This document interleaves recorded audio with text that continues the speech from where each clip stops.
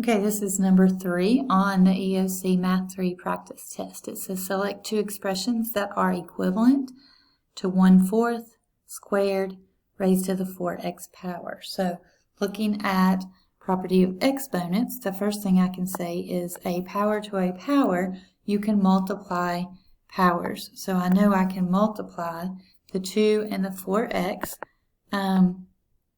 and see what I get, because that is just properties of exponents. All right, so if I do that, I'm going to get 1/4. Again, a power to a power, you multiply. So we're going to have 8x. All right, if I look down through here, 1/4 to the 8x power, there's one of my answers. It says I'm looking for 2.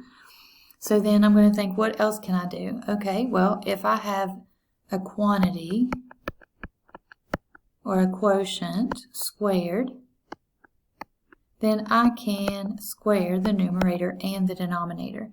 So what I'm going to do is just first evaluate this inside part.